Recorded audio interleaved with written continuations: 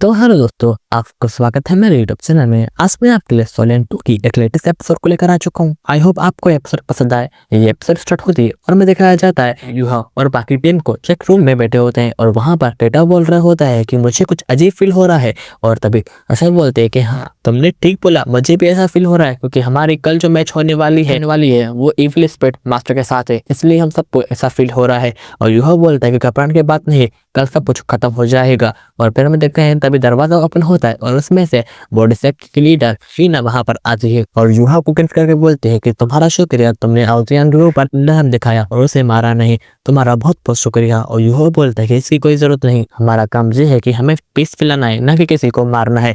और तभी उसके सामने मिस मेगा से बोलती है कि फाइटिंग ये नहीं है कि किसी को मारना, किसी को डराना है। और आपको पता है कि किसने यूहा को पर अटैक किया और उसको मारने की कोशिश की, जिसकी वजह से वो मैच जीत जाए।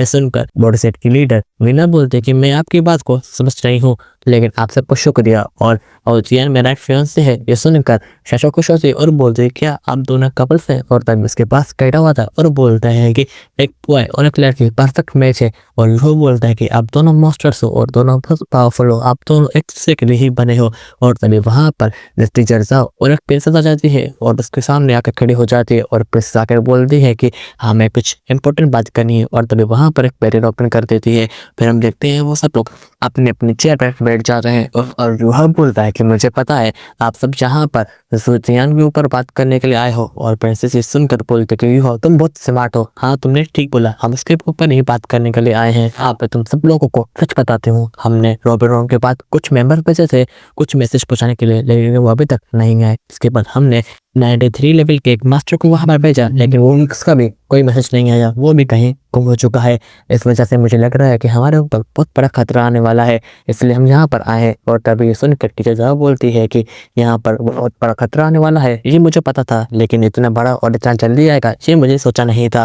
फिर हम देखते हैं सेट की लीडर वीना को, जो बोलते हैं कि हमारे पास भी यही इन्फॉर्मेशन आई थी और हमने एक मास्टर को इन्फॉर्मेशन के लिए भेज दिया और उसे बताया कि ज़ुतियान एक बड़ी गेम खेल रहा है, जिसके बाद वो हम सबके ऊपर राज करने वाला है और उसके हिसाब से हम चलेंगे, तोड़ेंगे, खाएंगे या पिएंगे, वही हमारे ऊपर कंट्रोल करेगा। ये सुनकर सब लोग शौक हो जाते हैं। फिर हम देखते हैं युवा को, जो बोलता है कि ज़ुतियान जो कंपटीशन में जैसे इलाइट टीम को देख रहा था और इसके मकसद मुझे कुछ समझ आ रहे हैं। मुझे लगता है कि वो जल्दी ही एक वॉर स्टार्ट करने वाला है, हमें उसके लिए रेडी होना पड़ेगा और हमें उसके लिए रेडी होना पड़ेगा। टीचर साहब बोलती है कि जुबान लाओ पर्सनली इंस्पेक्ट करने के लिए आता है इस सेक्ट में, और उन्होंने ये बताया कि मिंटू सेट चारों तरफ से घिरा नहीं हुआ, वहां पर वेस्ट में एक ऐसी जगह है जो कि खाली है और वहां पर उस डायरेक्शन के ऊपर हमें फोकस करना पड़ेगा। फिर प्रिंसेस बोलती है कि शेखर के पास कितने टीचर्स हैं और कितने पावरफुल आदमी है। सुनकर टीचर साहब बोलती है कि हमारी टीम में, हमारे सेक्ट में टोटल 5 बंदे हैं और 5 में से 4 एल्डर्स हैं और एक हमारे डीन है जिनका नाम जुबान लाओ जियान है। और हमारे सेक्ट में टोटल 6 बंदे हैं जिनके पास 2 टाइटल है। ये सुनकर वो प्रिंसेस खुश होती है और बोलती है कि हमारी होप अब बढ़ चुकी है, क्योंकि हमारे पास टोटल 12 बंदे हैं जिनके पास टाइटल ऑफ डुलू है, तो हमारी इस वजह से होप बढ़ चुकी है। फिर वो बोलता है कि अब हमें ये सोचना होगा कि ज़ुतियान को क्या चाहिए, वो ये सब को कर रहा है।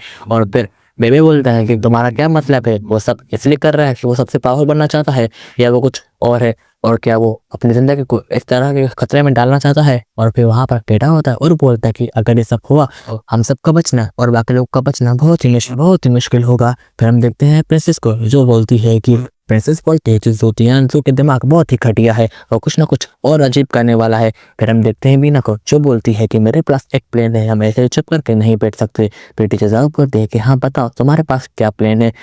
वीना उठती है और बोलती है कि अगर ज़ुतियान भी नहीं रहेगा तो हमारे पास कोई भी डेंजर नहीं रहेगा, कोई वॉर नहीं होगी और कोई भी खतरा हमारे ऊपर नहीं आएगा। आपका क्या ख्याल है? और प्रिंसेस भी उठती है और बोलते हैं कि हाँ मैं इस बात के लिए एग्री करती हूँ। टीचर साहब आप बताइए आप इस बारे में क्या कहने वाली है। और फिर टीचर साहब उठती है और कुछ सोचने लगती है। फिर हमें दिखाया जाता है यूहा को, जो बोलता है कि ये दोनों प्रिंसेस कुछ अजीब है, कि हमारे ऊपर इसलिए जोर पड़ रही है कि अकेले नहीं कर सकती, ना ही हमारे दुश्मन है और ना ही हमारी दोस्त, हम सबको इसलिए फेंक रही है क्योंकि मुसीबत में इन्हें हमारी बहुत जरूरत है। फिर टीचर साहब उठती है और बोलती है कि मेरे पास ये परमिशन नहीं है कि मैं ये फैसला ले सकती हूँ या नहीं, मुझे कुछ टाइम चाहिए होगा जिससे मैं जाऊँ और अपने डीन से बात कर पाऊँ, फिर मैं आपको बता दूंगी। फिर में दिखाया जाता है यूहा को जो बात कहने लगता है कि जू तियांजू के पास दो पावरफुल आर्मीज हैं, पहली मिंगटिंग हॉल और दूसरा शिंगलिंग हॉल। एंड फिर ना इतना आसान नहीं होगा। और तभी वहां पर बेबी उठता है और बोलता है कि मैं आप सबको ये विश्वास दिलाता हूँ कि हम सेमीफाइनल के बाद हम एल्डर से इस चीज के बारे में बात करेंगे और उनका जो भी फैसला होगा मैं आप सबको बता दूंगा।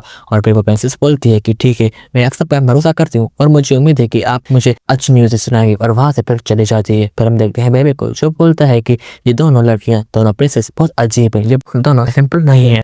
टीचर साहब बोलती है कि ये दोनों प्रिंसेस अपने कंट्री को बचाना चाहती हैं, इसलिए और इसलिए ये अपनी कंट्री के लिए जान दे भी सकती हैं और ले भी सकती हैं। इन दोनों का एक ही मकसद है कि तुलसियांदू को यहीं पर खत्म कर दें। और तभी वहां पर नोक होता है। फिर हमें दिखाया जाता है नाइन प्रिंसेस को जो वहां पर आ जाती है और बोलती है कि मैं यहाँ पर आपको एक इन्फॉर्मेशन देने के लिए आई हूँ, जो कि इन्फॉर्मेशन है आपकी एक ओल्ड टीम के लीडर मा शियाओ के बारे में। ये सुनकर सब लोग शौक होते हैं और बोलते हैं कि क्या इन्फॉर्मेशन है, आप प्लीज बताइए। और वो प्रिंसेस बोलती है कि मा शियाओ अपने आप को चेंज कर सकती हैं और वो एक एविल सोल मास्टर बन चुकी हैं और होली स्पिरिट सेक्ट में एक लीडर के तौर पर एंटर हो चुकी हैं। उन्होंने अपना नाम भी चेंज किया है और उनका दूसरा नाम है ब्लैक फायर फीनिक्स सेंट। ये सुनकर यह शौक होता है और बोलता है कि क्या। और प्रिंसेस बोलते हैं कि हाँ, ये सब मैं सच बोल रही हूँ और तुमको कल के मैच में, कल सेमीफाइनल है, तुम्हें बहुत सावधान रहना पड़ेगा। और फिर वहां से चली जाती है। फिर हमें दिखाया जाता है टीचर राव को जो वहां पर अपने चेयर में बैठती है और बोलती है कि माशियाटो यहाँ पर आ चुकी है। इस तरफ जू तियांजू की बात कर रहे होते हैं और वहां पर केटा बोलता है कि जू तियांजू की जो असल पावर है वो उसकी आर्मी है और इसके अलावा कुछ भी नहीं। उसने उसकी आर्मी के दम पर अपने आप को और पावरफुल बनाया और अपना एक एम्पायर बना दिया। और सनिन मून अकेडमी को अगर कुछ भी हुआ, इसका मतलब ये है कि जू तियांजू अपनी आर्मी की मदद से सब कुछ तबाह कर रहा है और उसने ये सब कुछ किया है। फिर हम देखते हैं टीचर जाओ को जो बोलती है कि हाँ, ये बिल्कुल ठीक बोल रहा है। जू तियांजू अपने एक संग के दिमाग का आदमी है, वो कुछ भी कर सकता है अपने आप को पाने के लिए। बिल्कुल संग के आदमी है, हमें इस बारे में कुछ ना कुछ करना पड़ेगा और वो वॉर जरूर करेगा। हमें अपने आप को और पावरफुल बनाना होगा और उसकी वॉर को थोड़ा डिले करना पड़ेगा, जिसकी मदद से हम सब बिल्कुल पावरफुल बन जाए और बाकी के जो कंट्री हैं जिन्होंने अभी तक अपने आप को रेडी नहीं किया, वो अपने आप को रेडी कर पाए। और फिर हम देखते हैं यूहा को जो बोलता है कि हाँ, आप बिल्कुल ठीक बोल रहे हो, उसने खतरनाक लगता है, उससे कहीं ज्यादा वो खतरनाक है क्योंकि उसने मिंटे हॉल में मिस्टर होंगटिंग को भी अपना गुलाम बना दिया है, अपना गुलाम बना दिया है। और मिंगडी हॉल को भी उसने जीत लिया है और हॉली स्पेसिफिक भी उसको ही सपोर्ट कर रहा है। और वहाँ पे कुछ ना कुछ संभल कर कदम उठाना पड़ेगा। मुझे नहीं लगता है कि हम इतनी आसानी से उसे मार पाएंगे। ये सुनकर मैं पे उठता है और बोलता है कि हमारे पास कोई और ऑप्शन नहीं है। अगर हमें दोनों कंट्री को बचाना है तो हमें ये खतरा उठाना ही होगा और हमें उसको मारना ही होगा। फिर हम देखते हैं मिस फैन को जो वहां पर आती है और बोलती है कि तो हमारा नेक्स्ट कदम क्या होगा, आप सब यहाँ पर डिस्कस करें। और वहां पर टीचर साहब बोलती है कि सबसे पहले मुझे कॉलेज को इन्फॉर्म करना पड़ेगा। अब बच्चों मैं यहाँ पर जा रही हूँ, लेकिन तुमने कल फाइट है तुम्हारी, इसलिए तुम्हें अपने आप को और स्ट्रॉन्ग करना पड़ेगा इमोशनली और मेंटली और फिजिकली भी, क्योंकि कल जो तुम्हारी फाइट है वो बहुत खतरनाक भी हो सकती है। और खासकर बेबे, तुम्हें अपने आप को और पावरफुल बनाना पड़ेगा, अपने इमोशन को अपने फाइट के ऊपर भारी नहीं पड़ने देना। अब तुम्हें सब कुछ संभालना है। और फिर वहां से चली जाती है। फिर हमें दिखाया जाता है बेबे को जो बहुत उदास होता है और तेंगिया का एक पास का सिम याद करने लगता है। फिर शिफ्ट होता है और हमें दिखाया जाता है एक हॉल में जहां पर सब लोग जा रहे होते हैं। और तभी सुयंगजी बोलता है कि बेबे, क्यों ना इस फाइट की जिम्मेदारी तुम मुझे दे दो, क्योंकि तुम्हारे पास इतना एक्सपीरियंस है, उससे कहीं ज्यादा मेरे पास एक्सपीरियंस है। अब मैं फाइट करूंगा इसके सामने। और फिर हम देखते हैं मिस पेंक्योर को जो इसके सामने आकर खड़ी हो जाती है और वो सब लोगों से बोलती है कि तुम्हें मुबारक हो, तुमने पिछले फाइट बहुत अच्छे से लड़ी। जो नेक्स्ट फाइट है जो कि हॉली स्पिरिट सेक्स है, वो भी तुम्हें अच्छे से लड़नी है। फिर हम फाइनल में मिलेंगे और देखेंगे कौन कितना पावरफुल है और कितना नहीं। और फिर वहां से जाने लगती है। फिर हमें दिखाया जाता है जुयंगजी को